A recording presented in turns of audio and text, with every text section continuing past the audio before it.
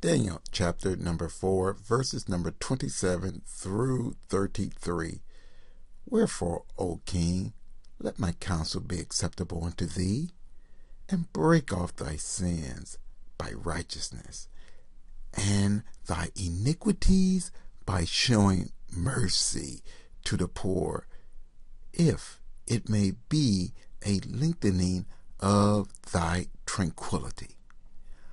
All this came upon the king Nebuchadnezzar. At the end of 12 months, he walked in the palace of the kingdom of Babylon. The king spake and said, Is not this great Babylon that I have built for the house of the kingdom by the might of my power, and for the honor of my majesty? While the word was in the king's mouth, there fell a voice from heaven, saying, O King Nebuchadnezzar, to thee it is spoken, the kingdom is departed from thee, and they shall drive thee from men, and thy dwelling shall be with the beasts of the field. They shall make thee to eat grass as oxen, and 7 times shall pass over thee, until thou know that the Most High ruleth in the kingdom of men, and give it to whomsoever he will. The same hour was the thing fulfilled upon Nebuchadnezzar, and he was driven from men, and did eat grass as oxen, and his body was wet with the dew of heaven, till his hair was grown like eagle feathers, and his nails like bird claws. Wow. Daniel told the king how to postpone this, or maybe even put this off. The only thing the king had to do was to stop sinning by doing righteous works and showing mercy to the poor.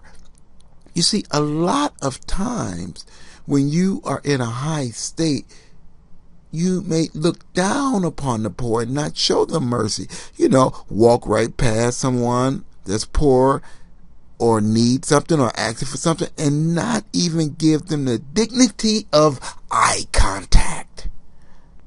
Daniel was saying, don't do this, king. You can prevent this. It's in your power. But it appears that the king did not do this. And it says after 12 months at the beginning of the year.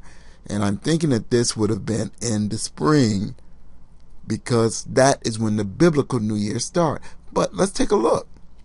Nebuchadnezzar was not the first one that this happened to. If we take a look in Isaiah the 14th chapter, it talks about how Lucifer was in heaven. And just look at the similarity in the speech. For thou hast said in thy heart, I will ascend into heaven.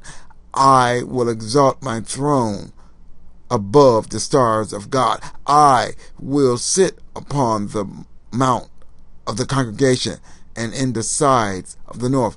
I will ascend above the heights of the clouds. I will be like the Most High. The 5 eyes. That's not all. We can even read about Herod in the New Testament. Acts chapter number 12, verse number 21. And upon a set day, Herod, arrayed in royal apparel, sat upon his throne and made an oration unto them. And the people gave a shout, saying, It is the voice of a God, and not of a man. And immediately the angel of the Lord smote him, because he gave not God the glory. Nebuchadnezzar, looking over all the finery of Babylon, unquestionably, without a doubt, no city was ever like it in its time or before it, period. Any historian would tell you the magnificence of Babylon.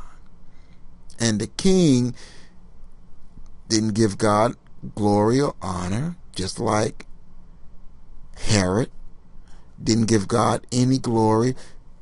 Said he built all of this splendor and beauty for himself by his own power. And where did they get it from? Their father, Lucifer, who said the same thing, how he was going to do this and he was going to do that and all this. But can you imagine going from king over the greatest empire in the world, the most beautiful city in the world, to something like this? Something probably hideous looking, eating grass just like an ox of the field. Fingernails have grown so thick they've turned into claws. How long did that take? Like we said in the previous video, 7 times could have been 7 years. That's a suggestion. But this is what happened when we as mere men do not give God the credit. It's Luciferian to not give God credit, to try to take credit for everything ourselves. God, we bless you and we praise you and we give you glory and honor and majesty and ask that you have your way. Have the glory, Lord, and have the honor. We praise you in Yeshua's name.